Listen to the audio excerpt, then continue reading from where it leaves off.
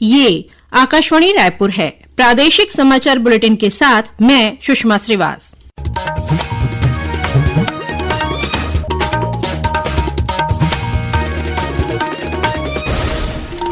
और अब पेश है आज के मुख्य समाचार। बीजापुर जिले में आज सुरक्षा बलों के साथ हुई मुठभेड़ में 31 माओवादी मारे गए। गोलीबारी में 2 जवान शहीद, 2 अन्य जवान घायल।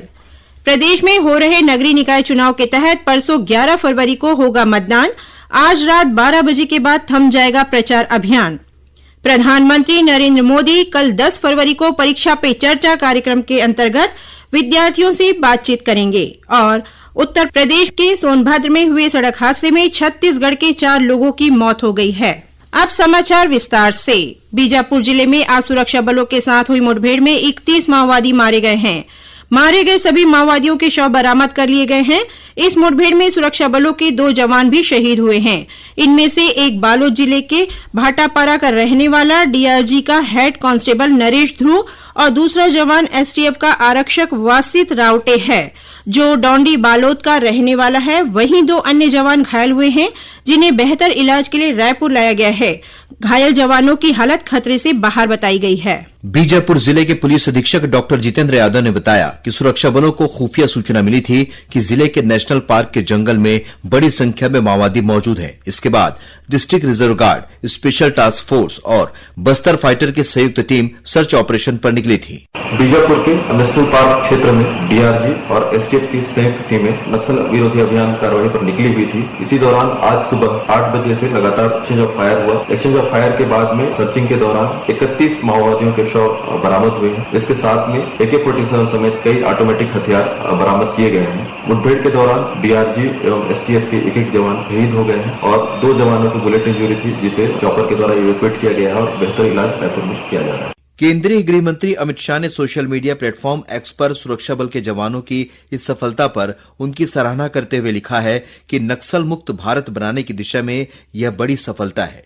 वहीं 2 जवानों के शहीद होने पर उन्होंने अपनी भावपूर्ण संवेदना व्यक्त करते हुए कहा कि देश इन वीरों का सदा ऋणी रहेगा। केंद्रीय गृह मंत्री ने यह संकल्प दोहराया कि अगले साल 31 मार्च से पहले देश से नक्सलवाद को जड़ से समाप्त कर दिया जाएगा।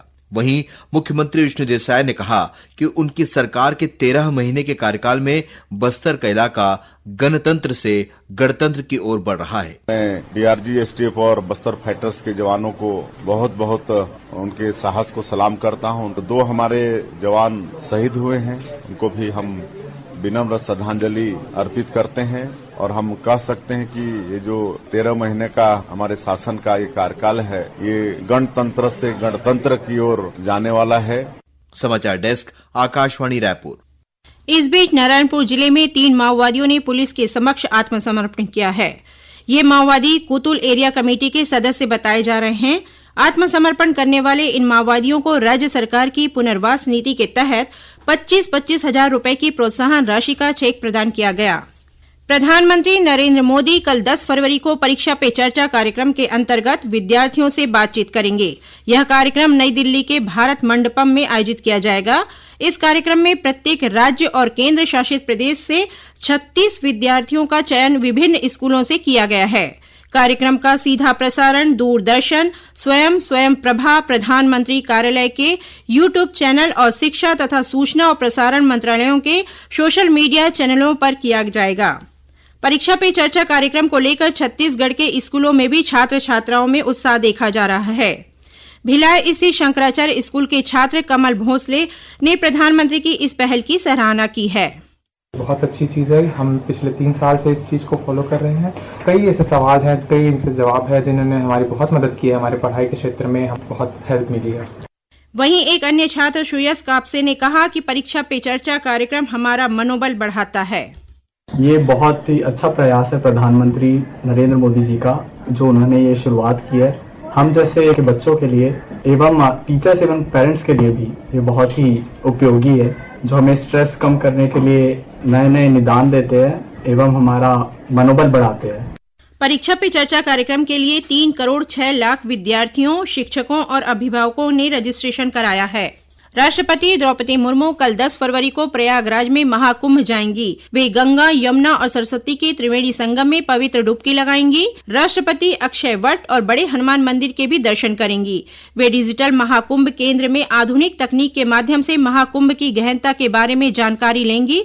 इस दौरान राष्ट्रपति 8 घंटे से अधिक समय तक प्रयागराज में रहेंगी। उत्तराखंड में चल रहे राष्ट्रीय खेल में आज छत्तीसगढ़ को मॉडर्न पेंटाथलॉन महिला टीम इवेंट में रजत पदक हासिल हुआ है। इस महिला टीम में कबीरधाम की मोनिका साहू, दुर्ग की दिलेश्वरी और इसी जिले की चंद्रकला ओझा ने शूटिंग, दौड़ और तैराकी स्पर्धाओं में शानदार प्रदर्शन करते हुए दूसरा स्थान प्राप्त किया।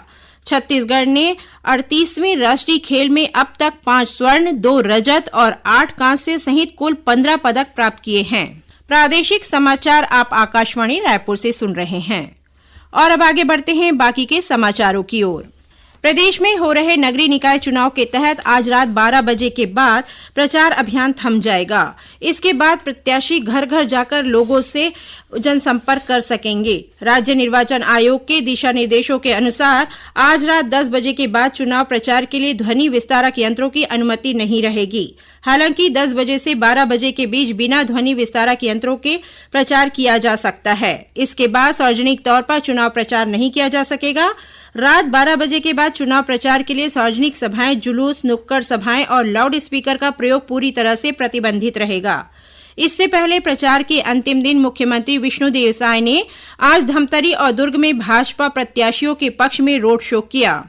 वहीं कांग्रेस के वरिष्ठ नेताओं और प्रत्याशियों ने भी आज जनसभाएं कर और रैलियां निकालकर मतदाताओं को अपने पक्ष में करने की कोशिश की। प्रदेश में नगरीय निकाय चुनाव के तहत 11 फरवरी को मतदान होगा। इस बार के चुनाव में मतदाता इलेक्ट्रॉनिक वोटिंग मशीन ईवीएम के जरिए एक साथ महापौर, अध्यक्ष और पार्षद पद के लिए मतदान करेंगे। ईवीएम के बारे में मतदाताओं को जागरूक करने के लिए अभियान चलाया जा रहा है।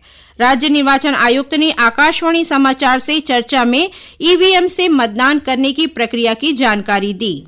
सबसे पहले ऊपर उसमें महापौर की सूची रहेगी, उसके लिए जो जो कैंडिडेट होंगे और उनको जो भी सिंबल, उनका पार्टी सिंबल या निर्दलीय है तो उनका जो अलॉटेड सिंबल होगा तो उनकी सूची रहेगी। और उसके बाद फिर पार्षद पद के लिए जो अभ्यर्थी होंगे उनकी सूची होगी। और जब मतदाता वहां पर जाएगा मतदान केंद्र में तो उसको पहले महापौर के लिए जिस भी कैंडिडेट को वो वोट देना चाहता है उसके लिए उसको बटन दबाना पड़ेगा और उसके पश्चात पार्षद के लिए जो अभ्यर्थी हैं उसमें से वो अपनी चॉइस से बटन दबाएगा। तो उसको दोनों पद के लिए 2 वोट के लिए 2 बटन दबाना पड़ेगा।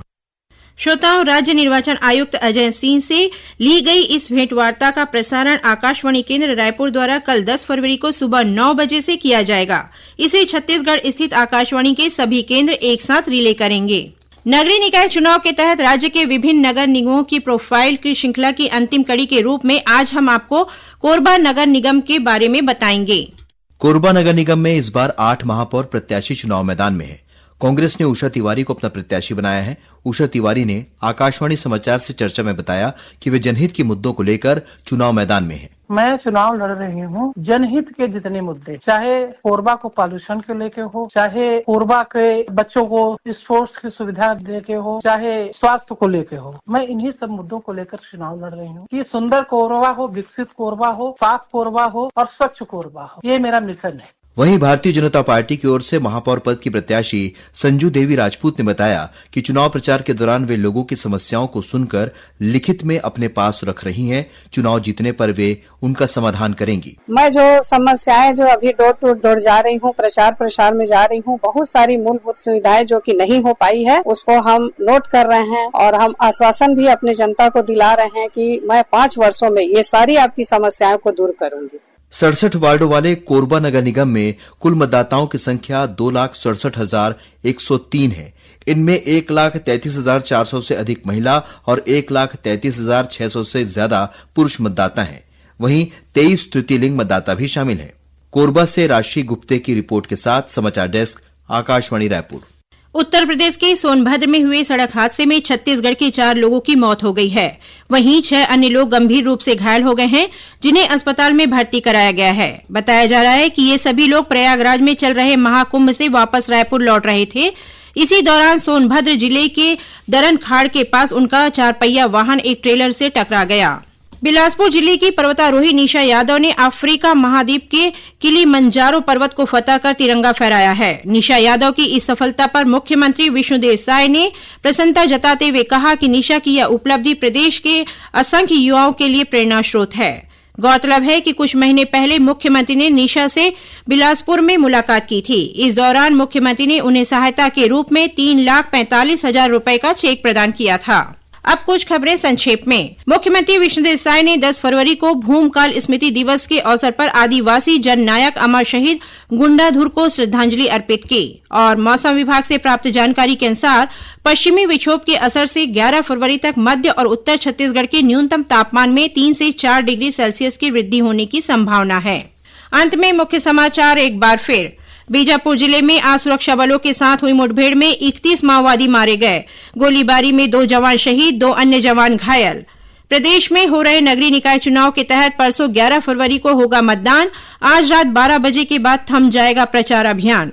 प्रधानमंत्री नरेंद्र मोदी कल 10 फरवरी को परीक्षा पे चर्चा कार्यक्रम के अंतर्गत विद्यार्थियों से बातचीत करेंगे। और उत्तर प्रदेश के सोनभद्र में हुए सड़क हादसे में छत्तीसगढ़ के 4 लोगों की मौत हो गई है। इसी के साथ प्रादेशिक समाचार बुलेटिन समाप्त हुआ। नमस्कार।